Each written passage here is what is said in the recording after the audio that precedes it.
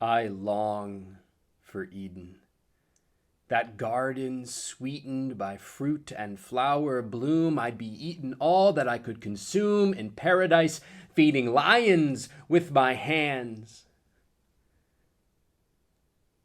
I want this broken world to end. I long for Eden. But we're long in retreating from that promised land where an angel stands, flaming sword in hand, banned from ever traversing that land, the land God planned for us to be free so long as we did not eat of that tree. Damn Adam, damn Eve, if only they could see that their Eden would lead to Gethsemane. Death. Death is what we call what happened in Eden. Death, the sheepskin Adam put Eve in that evening, they fled weeping from Eden.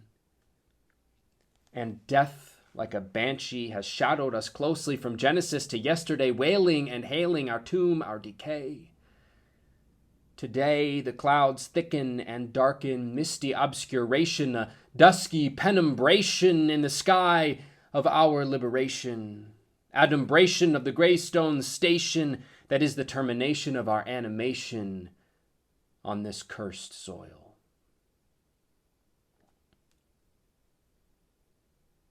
Death would be your shadow, if there were but light enough in death's domain for shadows ever to be. Like a shadow, death clings to me, like a parasite, gorging its insatiable appetite on what little delight I might have left in me. Death delays the kill, toying it will let me live until it has drained every last drop of vitality.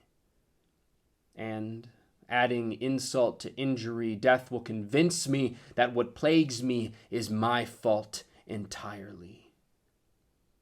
Shame. Shame on me for not shining more brightly in the gloom of this despondency. Shame on me for not standing up and throwing off the shackles of this slavery. Shame on me for not being perfect when death has so utterly damaged me. Death has a hold of me, enlisted me in its infantry of evil, compelled me to villainy, twisted me to sin willfully. If only I could scrape the flesh from these hands that have caused so much agony. Shame on me. Shame on me.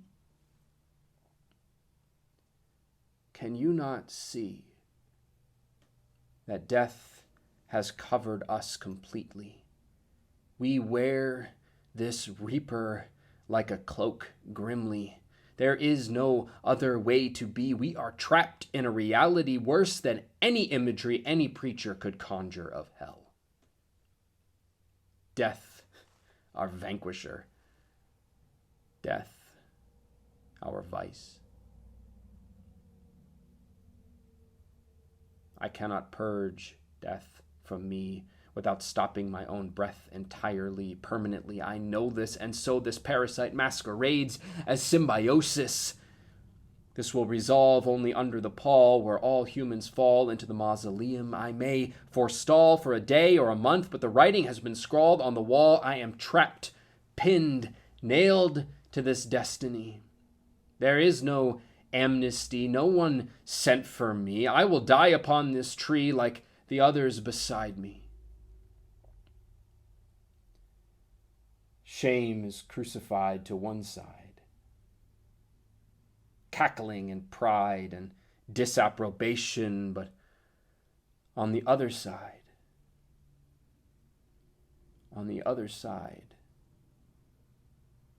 someone else hangs on the other side. It does not deride or chide, but simply looks in my eyes, our fates together tied by the same dark cord supplied by death.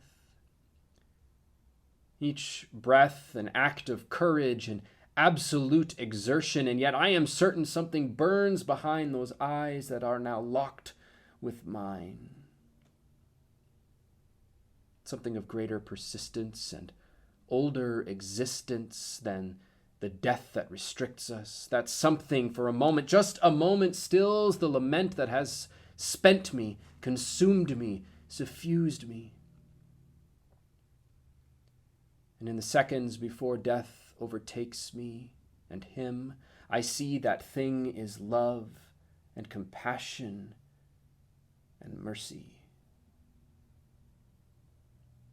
In those last moments, death tries to distract, to cast my gaze back upon desperation, to smother my contemplation, but I cannot pull my eyes away from this other, this lover, whose heart is a garden. Hearken and hearten. Here blossoms 10,000 mercies where no harm can break in, no shade will darken the light that gleams in warmth and love and peace. And before I succumb, Lord, remember me when you come into your kingdom.